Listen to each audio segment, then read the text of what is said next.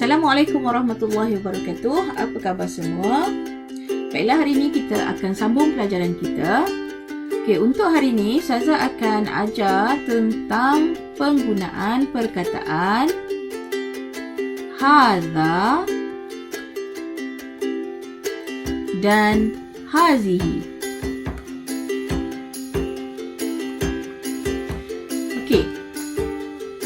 Untuk perkataan hadza dan hazihi, kedua-duanya membawa maksud yang sama. Maksud dia sama. Apa maksud dia? Maksud dia ialah ini. Hadza dan hazihi maksud dia sama. Makna dia sama, iaitu ini. Tetapi penggunaan kedua-dua perkataan ini berbeza walaupun makna dia sama. Okey. Baik, kita lihat dahulu kepada penggunaan hadza. Okey, bila waktu kita nak guna hadza? Okey, hadza kita gunakan untuk perkataan yang tidak ada tak marbutah. Okey, perkataan yang tidak ada tak marbutah. Okey, tak marbutah. Bagaimana bentuk tak marbutah? Apa dia tak marbutah? Ini dia. Tak marbutah dia ada dua bentuk. Satu bentuk bulat macam ni, satu lagi bentuk dia begini. Ini bentuk yang nombor 2, yang nombor 1 ni bila dia tak bersambung dengan mana-mana huruf. Bentuk yang kedua ni apabila dia bersambung dengan mana-mana huruf. Okey. Untuk hadza. Hadza dia digunakan untuk perkataan yang tidak ada tak marbutah dekat belakang dia. Okey. Hadza digunakan untuk perkataan yang tidak ada tak marbutah. Okey. Dekat hujung huruf yang terakhir untuk setiap perkataan tu tidak ada tak marbutah. Tak ada tak ada tak marbutah. Okey, tak ada tak marbutah dekat belakang dia. Jadi, kita gunakan hadza. Okey, jelas? Hazihi.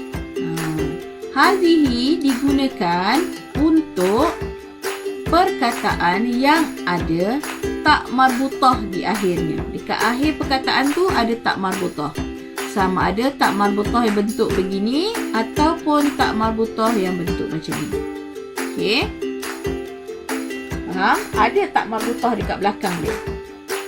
Huruf yang terakhir untuk perkataan tu ada tak marbutah. Baik, kita tengok contoh. Contoh. Okey, saya pergi kepada contoh. Kita lihat contoh hadza. Okey, kita lihat contoh hadza. Okey, kita nak lihat bagaimana penggunaan hadza. Okey. Perkataan khimarun. Khimarun maksudnya tudung. Khimarun. Okey. Kita nak letak hadza atau hazihi? Okey, lihat. Bila nak jawab, lihat pada huruf yang terakhir dalam perkataan ni. Huruf yang terakhir di sini adalah huruf ra. Okey. Bila huruf yang terakhir adalah huruf ra, maka huruf tu kita tengok dah tahu dah. Kita dah tahu huruf yang terakhir dia huruf ra, so dia bukannya huruf tak marbutah, jadi kita letakkan di sini hadza. Okey. Nah, kalau huruf yang terakhir tu bukan tak marbutah, kamu dah tahu dah jawapan dia. Kena letak hadza. Kalau huruf terakhir tak marbutah, kita tak boleh letak hadza. Okey, ingat hadza digunakan untuk perkataan yang huruf akhir dia bukan tak marbutah. Kat sini huruf akhir dia huruf ra. Jadi kita gunakan hadza. Okey, kita lihat hazihi. Okey, hazihi. Saya gunakan warna yang lain supaya nampak perbezaan dia. Ini saya guna warna biru. Hazihi. Okey, untuk perkataan hazihi. Kita gunakan, saya dah sebut tadi, kita gunakan hazihi untuk perkataan yang ada tak marbutah. Contoh, nazaratun.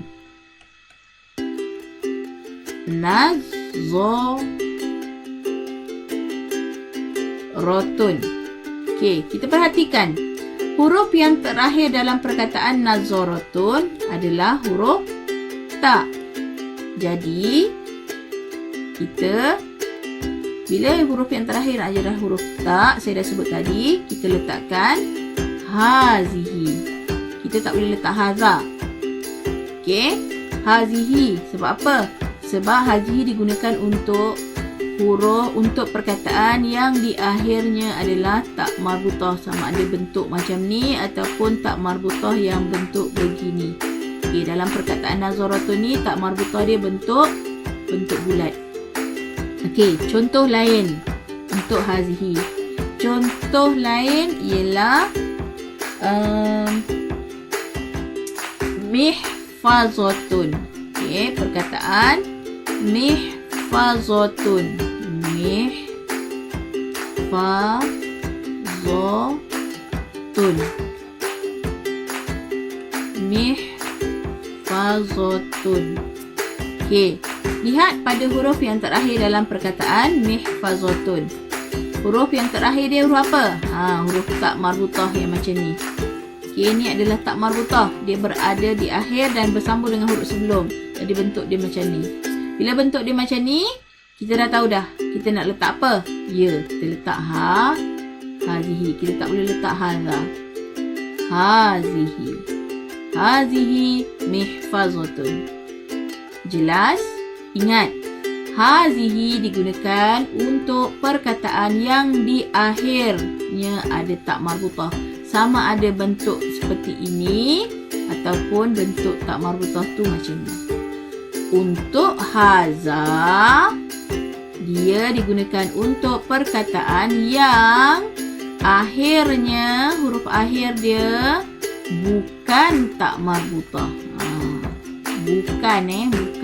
Nampak si pangkah. Tengok huruf akhir dia bukan huruf tak marbutah. Jadi kita gunakan haza. Okey, jelas. Baik.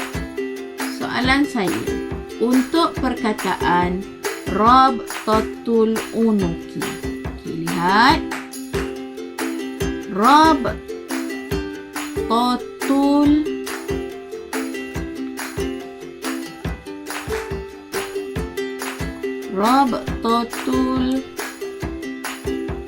unuki.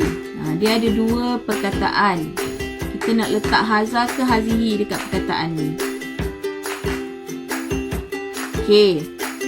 Baik, bila macam ni, kita lihat, kita cari dulu, ada tak dalam perkataan ni tak marbutah? Ada kan? Dekat perkataan yang pertama. Ni ada dua kan? Ada dua perkataan. Rabtatul unuki. Okey, dalam perkataan yang pertama ada tak marbutah.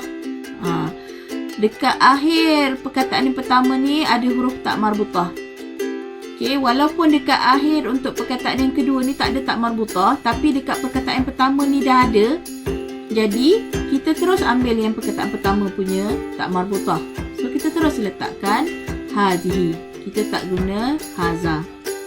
Kenapa kita tak guna haza kat sini? Sebab dalam perkataan yang pertama dah ada tak marbutah. Okey, jadi kita terus letak hazihi. Jadi untuk rabtatul unuki, hazihi rabtatul unuki. Hazihi rabtatul unuki.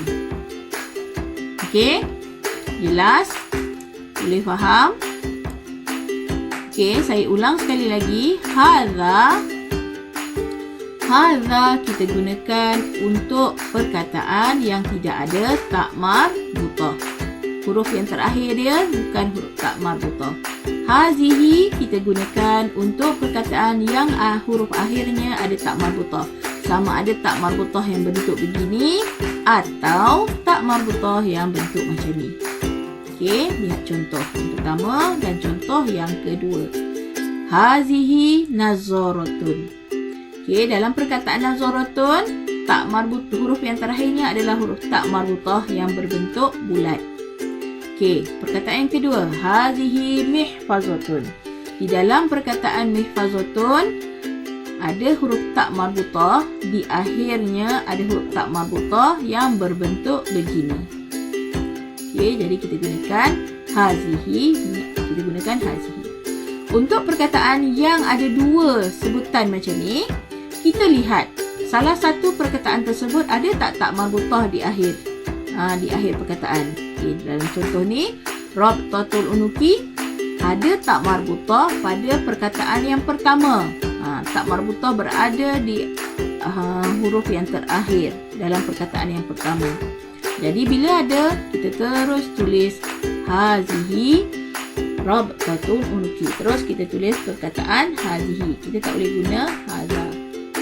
Okey, jelas?